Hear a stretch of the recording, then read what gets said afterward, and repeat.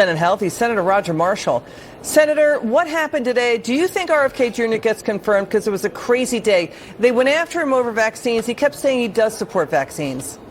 Well, look, I do think he gets confirmed, but we got some work to do. Listen, that hearing today, the Democrats were like a pack of coyotes that were howling at the moon, but they weren't biting at all. They were focused on one and only one issue, vaccines, and Bobby clearly said that he supports vaccines. That's the only issue they've got. Vaccines make up less than 1% of what HHS needs to do. The focus of HHS should be to make America healthy again, and I feel Bobby Kennedy is uniquely situated to do just that.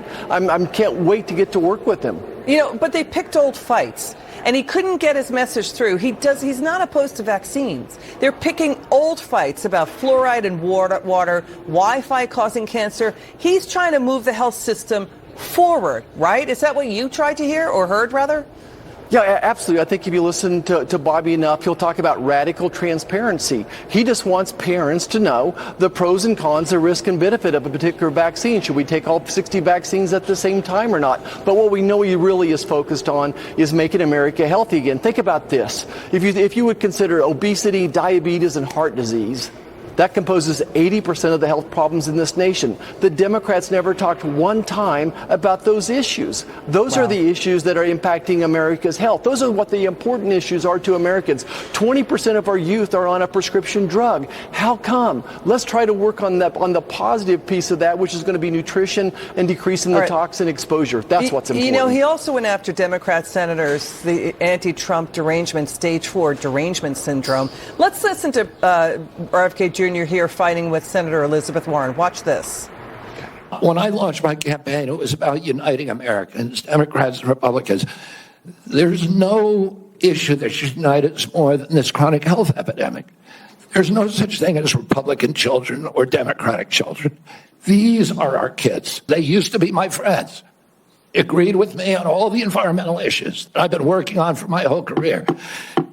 Now they're against me because anything that President Trump does, any decision he makes, has to be lampooned, derided, discredited, marginalized, vilified. I want to know if you will commit right now that not only will you not go to work for drug companies, you won't go to work suing the drug companies and taking your rake out of that while you're a secretary and for 4 years after. It's just... I'll commit to not taking any fees from drug companies while I'm secretary. No, I'm asking about fees from suing drug companies. Will you agree not to do that? You're asking me to not sue drug companies. No. Senator, you're asking me not to sue vaccine pharmaceutical companies.